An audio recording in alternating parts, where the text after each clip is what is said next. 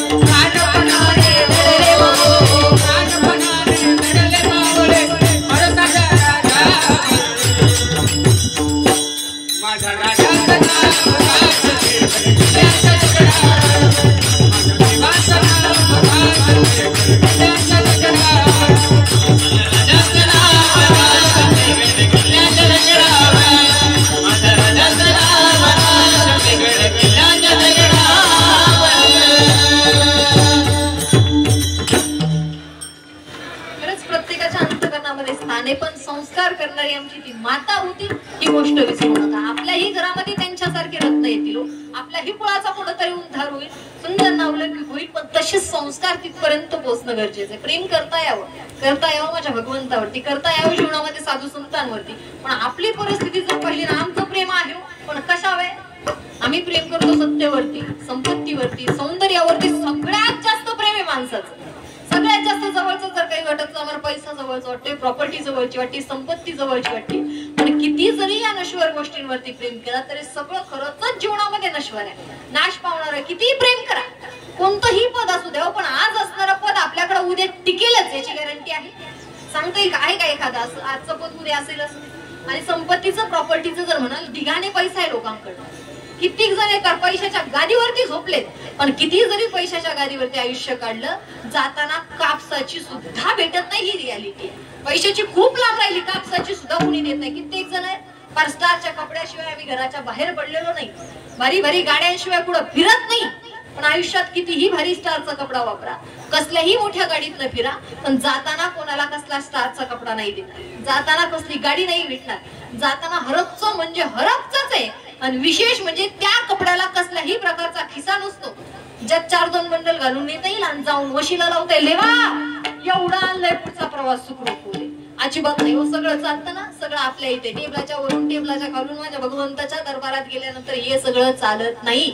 तिथं गेल्यावर खरंच पाहणार नाही आपण किती पैसा कमवला, किती प्रॉपर्टी कमवली. रुपया सुद्धा सोबत नेऊ शकत नाही, 1 रुपयाही सोबत नेता येत नाही. माझ्या महिला मंडळींची जर परिस्थिती पाहिली, आम्हाला सोनं नाणं पैसा प्रॉपर्टी खूप आवडतं ना महिला मंडळ, तोळ्याने चढवतोय आम्ही.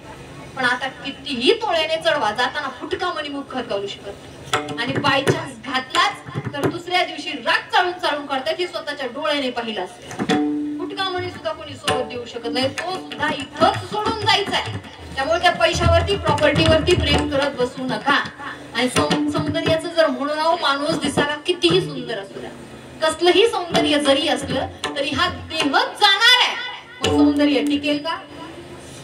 देहच जर टिकून राहू शकत नाही, देहच जर जाणार आहे, सौंदर्य टिकू शकत नाही. त्यामुळे म्हटलं कितीही सुंदर जरी असला माणूस दिसायला तरी चेहऱ्यावर सुरकुत्या प्रत्येकाच्या पडतात, मुखातले दात पडून जात आहेत, केस पिकतायत, डोळ्यातलं पाणी गळतंय. कारण की या देहाचा स्वभाव आहे नाशवान, देहच नाशवंत आहे, मग सौंदर्य टिकणार नाही. त्यामुळे नश्वर गोष्टींवरती प्रेम करू नका. सत्ता संपत्ती सौंदर्य याच्यासाठी जगण्यापेक्षा माणसानं थोडंसं माणसावरती प्रेम करा, माणुसकीने जीवन जगा.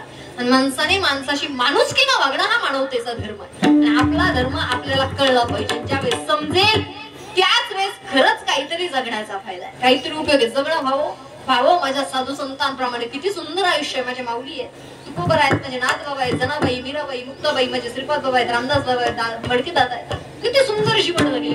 अख्खं आयुष्य जर पहिलं माझ्या देवावरती प्रेम केलं, आपल्यासारख्या सामान्य जनतेवरती प्रेम केलं ना, गरीब पाहिलं नाही त्यांनी, श्रीमंत पाहिलं नाही, प्रत्येकावरती प्रेम करून आपल्याचं केलं, जवळ केलं. अख्खं आयुष्य आपल्यासारख्यांचं कल्याण व्हावं, प्रत्येकापर्यंत तो परमार्थ पोचावा, खरा जगण्याचा मार्ग प्रत्येकाला समजावा, यासाठी तळागाळामध्ये फिरलेले माझे साधू संत आहेत. प्रत्येकापर्यंत तो मार्ग पोहोचवण्यासाठी जीवनाची माती केलेले ते साधू संत, अख्खं आयुष्य जीवन जिजवलेले माझे साधू संत आहेत.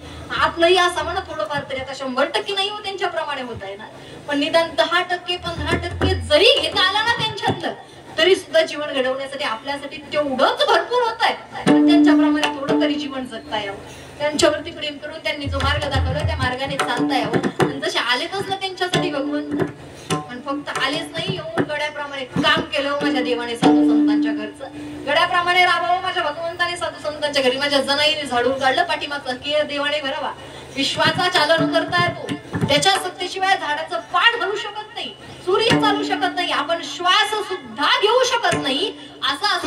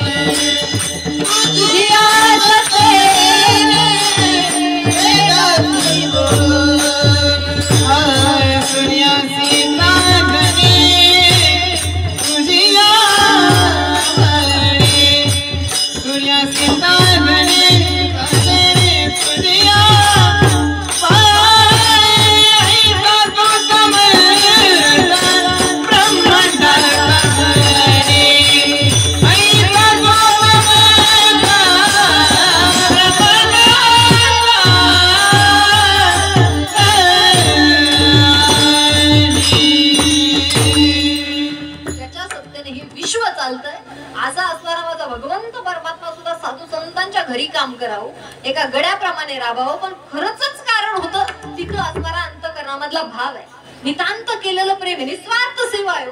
त्या देवाने आम्हाला काहीतरी द्यावं म्हणून कधीच त्या भगवंताकडे गेले नाही, त्या भगवंताकडून काहीतरी प्राप्त व्हावं म्हणून प्रेम केलं नाही, निस्वार्थ प्रेम केलं.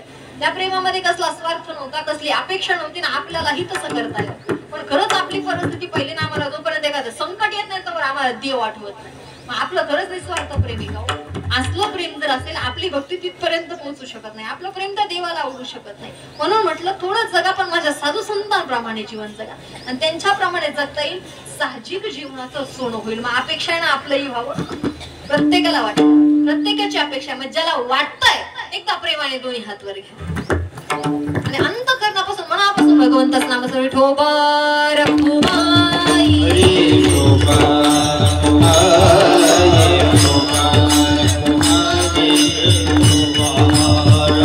Hey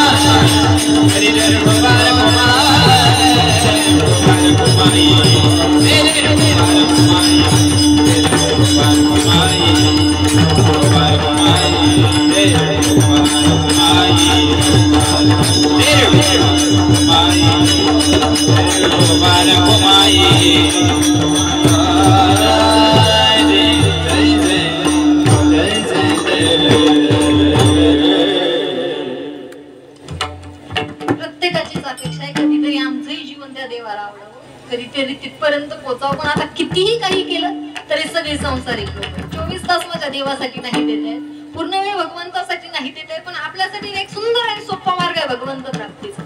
ज्याप्रमाणे माझ्या भक्त पुंडलिकाने मायबापांची सेवा केली आहे आणि आज युगे विटेवरती देवाला उभं केलं ना, त्याचप्रमाणे घरात असणारे दोन्ही देव सुखाने सांभाळता यावं, त्यांच्यावरती नितांत प्रेम करता यावं. जसं पण पुंडलिकासाठी भगवंत आले आज युगे विटेवरती उभे, आपलंही घर पंढरी होईल पण पुंडलिक पण तेवढं प्रेम करताय, तेवढं सुंदर समजावं. आणि आपल्यासाठी जर सगळ्यात प्रथम भगवंत कुणी असेल तर मातृदेवो भव, पितृदेवो भव, आचार्य देवो भव, या 3 देवांचं जर महत्व समजलं, आई वडील आणि सद्गुरू यांच्यावरती जर प्रेम करता आलं, चौथ्या देवाला वेगळं काहीच करायची गरज नाही, आपोआप आपल्यापर्यंत पोहोचता येतो. पण हे 3 देव समजावेत, नाही तर सगळं करतो आम्ही, आळंदी पंढरपूरची वारी चालली, 4 धामच्या यात्रा करतो आणि देव कुठं तरी कोपऱ्याला पडून येत, दररोजची 30 गोंधळी, 30 ताटण, तोच तांब्या जर त्यांना असेल, आपला परमार्थ आपली भक्ती माझ्या भगवंताला कधी आवडू शकत नाही, तिथपर्यंत कधी पोहोचू शकत नाही. त्यामुळे जर अपेक्षा असेल तर घरातल्या देवांवरती नितांत प्रेम करता यावं. कारण की खरंच जीवनामध्ये परिस्थिती पाहिली ना, भरपूर लोक आपल्या सोबत असतात, सगळे लोक आहेत, कौतुक व्हावं, सगळ्यांचं चालतंय, पण पाठीमागे गेल्यावर कोणाला वाटत नाही चांगलं होऊन नावलं किंवा त्याच्यासाठी वाटणारे सुद्धा आपले मायबाप आहेत, ते सद्गुरू आहेत, संत आहेत, ज्यांची अपेक्षा आहे माझ्या लेकराचं जीवन घडावं, या लेकराच्या जीवनाचं सोनं हवं, यासाठी झटणारे आपल्या जीवनामध्ये मायबाप आहेत, साधू संत आहेत, ते आपले सद्गुरू आहेत. पण त्यांचं महत्व जीवनामध्ये समजून त्यांच्यावर नितांत प्रेम करता आलं ना, खरंच काहीतरी जगण्याचा फायदा आहे, काहीतरी जगण्याचा उपयोग आहे.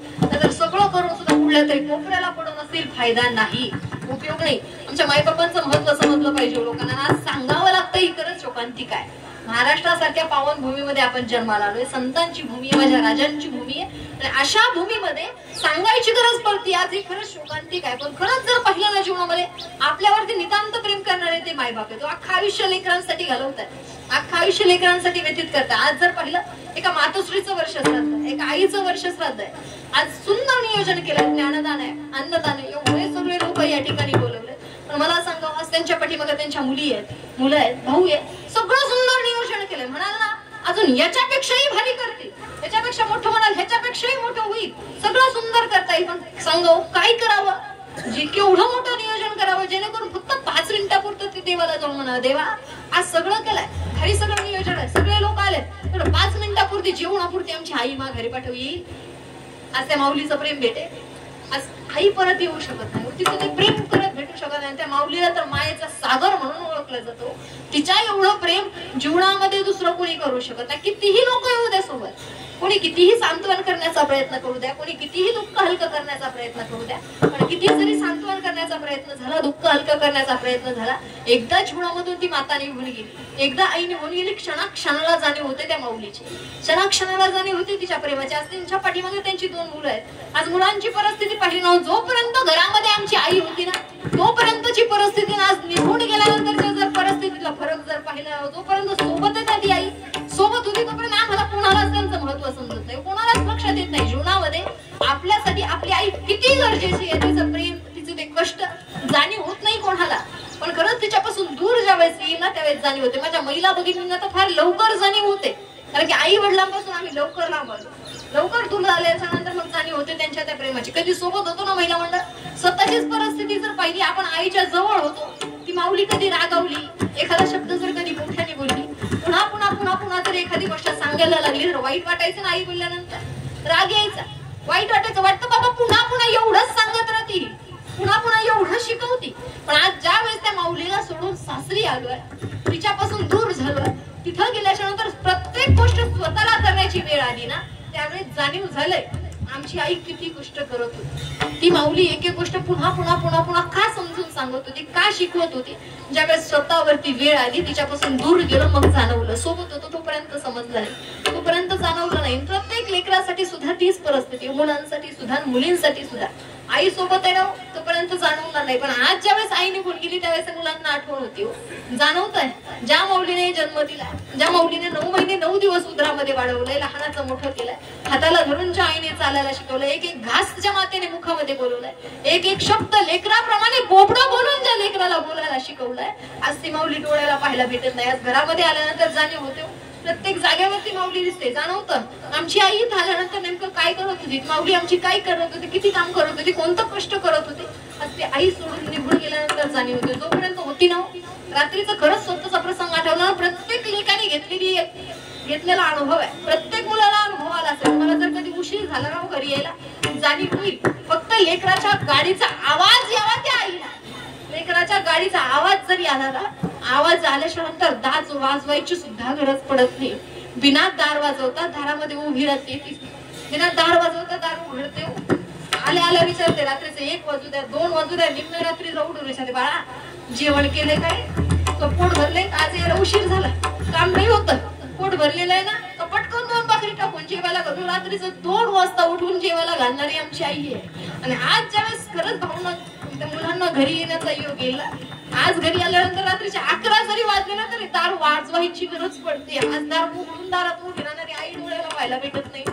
नितांत प्रेम करणारी, निस्वार्थ प्रेम करणारी ती माऊली आहे, आज डोळ्याला पाहायला भेटत नाही. क्षणाक्षणाला जाणीव होते. जोपर्यंत होती ना काहीच मागायची गरज पडत नव्हती. न मागता सगळं काही डोळ्यासमोर येत होतं, न मागता सगळं काही हातामध्ये भेटत होतं. 9 महिने 9 दिवस उतरात वाढवलं होतं माऊलीने.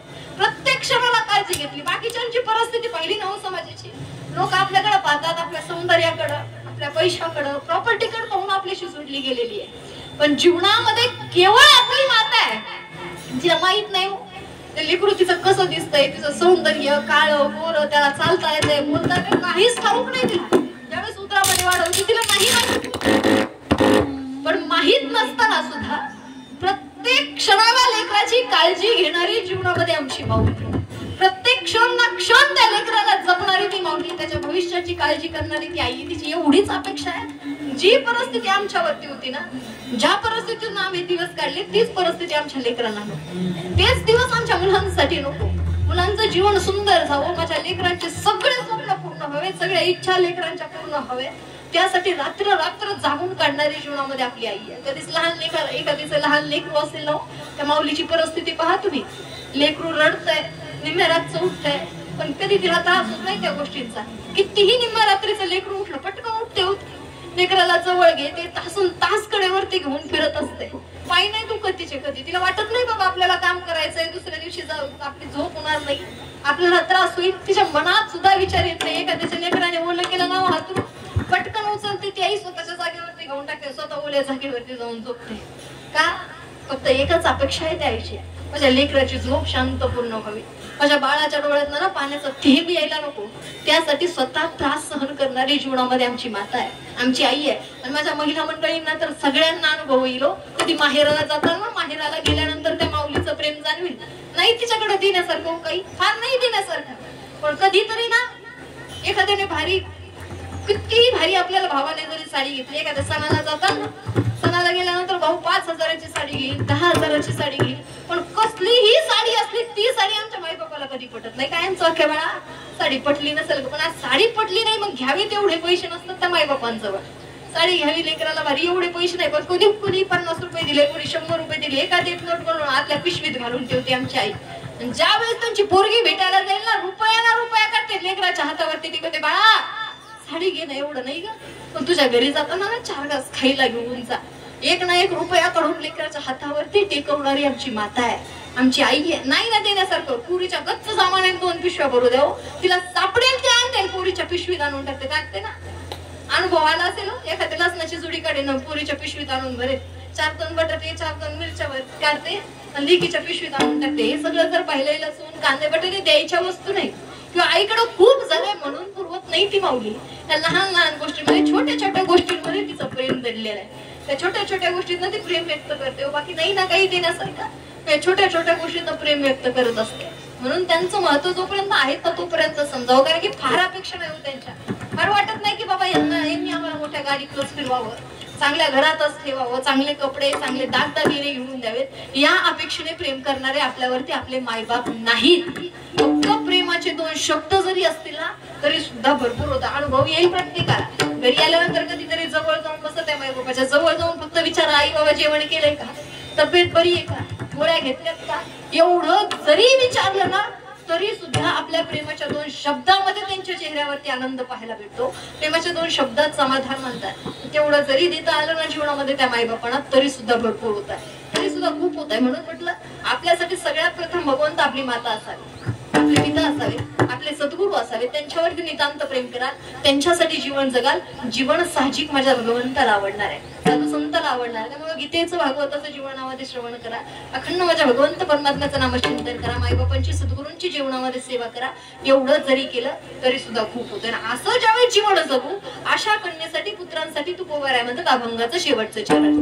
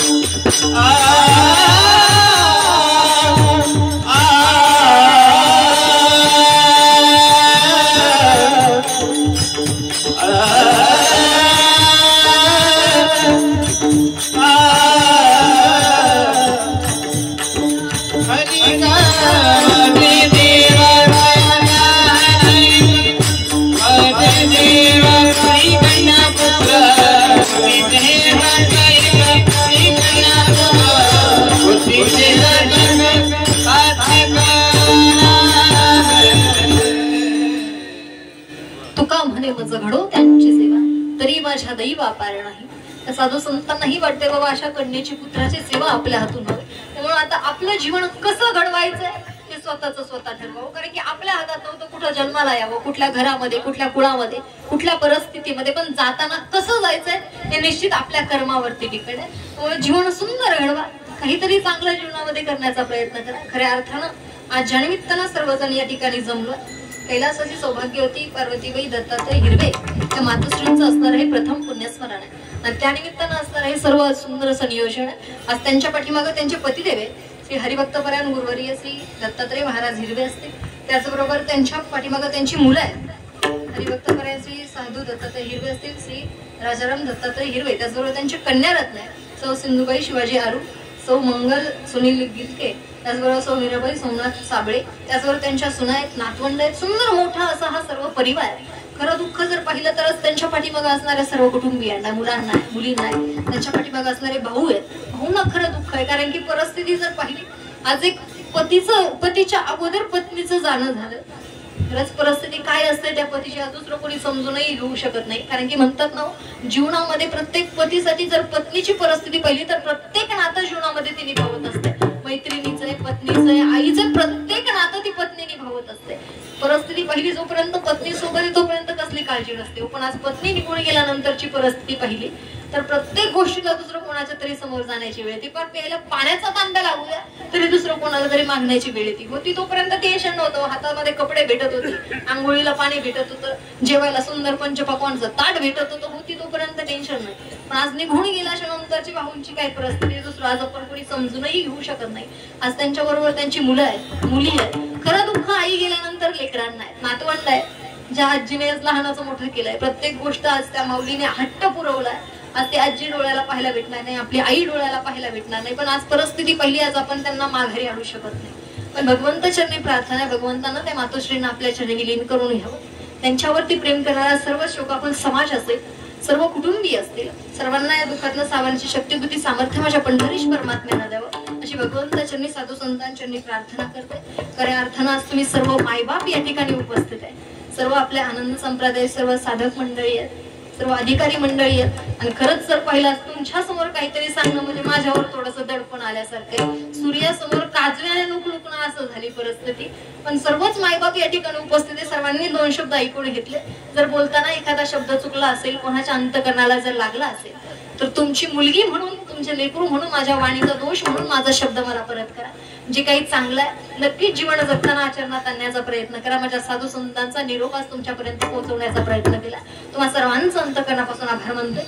ज्यांनी सुंदर अशी साथ या ठिकाणी दिली आहे. आमच्या मृदंगमयी जर पहिले आमच्या आनंदगड वारकरी शिक्षण संस्थेचे विद्यार्थी या ठिकाणी प्रवीण महाराज असतील, त्याचबरोबर बाळाचं नाव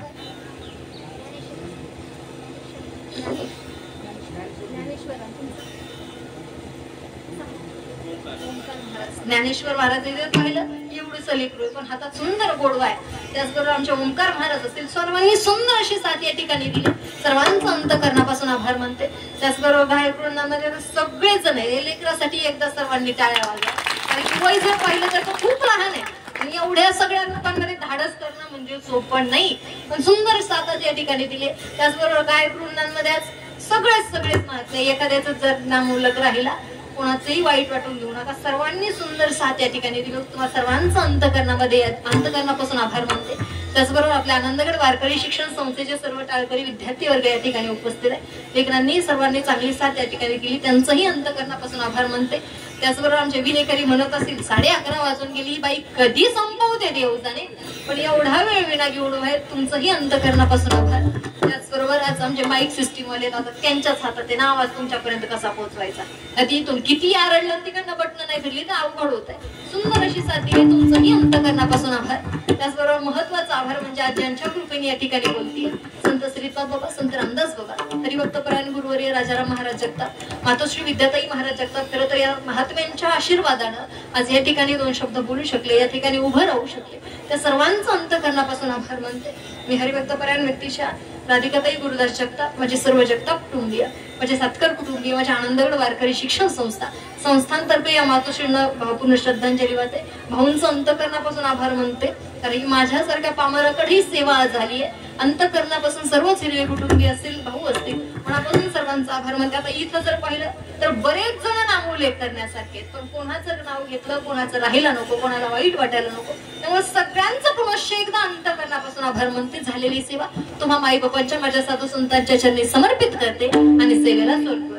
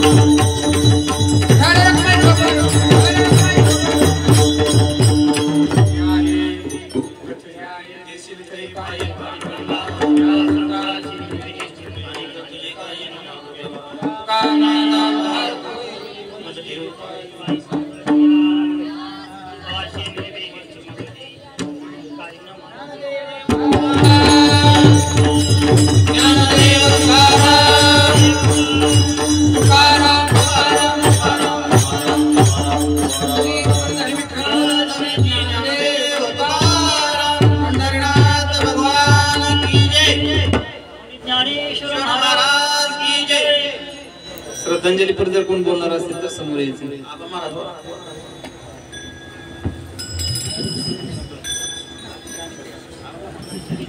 कोळी कन्या पुत्र होती जे सात्विक.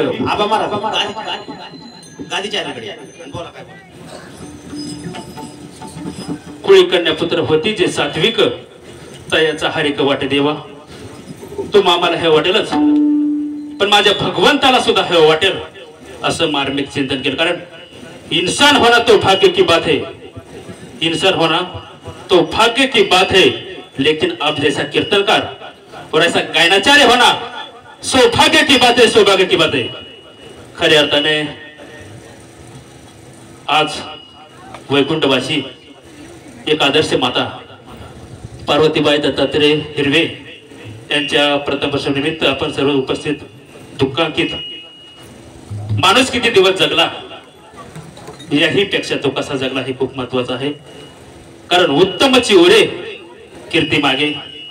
खऱ्या अर्थाने मी वर्णन करणं चुकीचं ठरल. माणसाने असावं कसं, आईचा स्वभाव सांगायचा म्हणजे माझ्या ज्ञानोबरायाने 13व्या अध्यायात वर्णन केले. माणसाने असावं कसं, सास आणि मवाळ मिथुने जैसे रसाळ, शब्द जैसे कल्लोळ अमृताचे. अमृतावाणी मधुरवाणी असणाऱ्या आई आपल्यातून निघून गेलेल्या आज 1 वर्ष पूर्ण झालं. निश्चितच आता 12 वाजता आपण फुले टाकणार आहोत ना.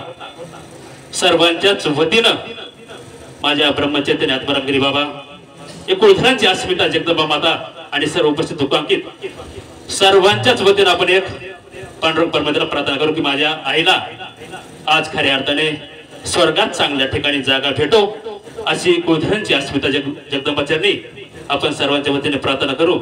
आणि माणूस म्हणतो माणसानं सोन्यासारखं असावं, पण मी म्हणतो माणसाने सोन्यासारखं नसावं. कारण सोनं हे सोन्याच्या मर्यादित असतं. माणसाने असलं तर कसं असावं, परिसाप्रमाणे असावं. कारण लोखंडाचं हे सोनं करण्याची ताकद खऱ्या अर्थाने परिसामध्ये असते. आणि तेच कार्य खऱ्या अर्थाने आज आपल्या ताईने केलं, हे वारकरी संप्रदायाने केलेलं आहे. सर्व संतांचे प्रतिनिधी बालगोपाल. आणि खऱ्या अर्थाने असं जीवन जगत असताना माणूस म्हणतो ना की चांगल्या रीते जीवन जगलं पाहिजे. आणि आता बोलण्यासारखं भरपूर आहे, पण वरून राजाचा काही भरवसा नाही. यानंतर आदरणीय हरिभक्त परायण पूजाताई नगरकर ताईंचं हे आगमन झालेलं, त्यांनाही विनंती कृपया 2 शब्दात आपण मनोगत व्यक्त करा. पूजाताई नगरकर.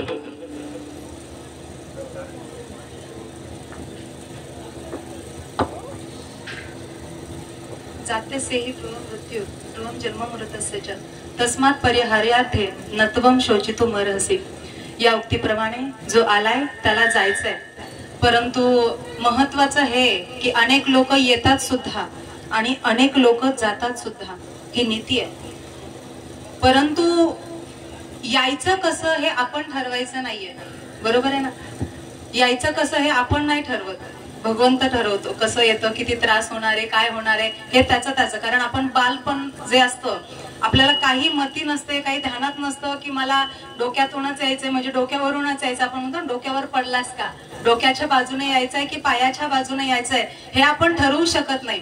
परंतु हा मरताना कसं मरावं हे मात्र आपल्या हातामध्ये, प्रत्येकाच्या हातामध्ये, प्रत्येकाच्या. या उक्तीप्रमाणे आज असं म्हणतात जे कीर्तनकार या ठिकाणी उपस्थित असतात, गेलेल्या व्यक्तीचा परिचय त्यांना नसतो, फक्त नाव माहित असतं. परंतु जे श्रद्धांजली किंवा आदरांजली अर्पित करतात त्यांना मात्र गेलेल्या व्यक्तीचा परिचय खूप चांगल्या प्रकारे असतो. आणि हे माझ्या बाबतीत घडले. हरिभक्त परायण परमार्थिक असणारे किंवा परमार्थ प्रेमी असणारे, आपल्या सगळ्यांच्या परिचित असणारे हिरवे बाबा यांच्या सौभाग्यवती कैलासवासी पार्वती आऊसाहेब, खऱ्या अर्थानं आमचा खूप वेळा सोबत प्रवास झालाय. मी ज्यावेळी श्रीगोंद्याला इकडे कीर्तनाला यायचे किंवा गणेशवाडी असेल किंवा मला असं वाटतंय बाबा सिद्धटेकला आपण सोबत दर्शन घेतलंय, सोबत शेख मोहम्मद बाबांच्या इथे सुद्धा सोबत दर्शन घेतलंय. म्हणजे आजी, बाबा आणि यांची नात म्हणजे वैष्णवी ती सुद्धा इथे असेल.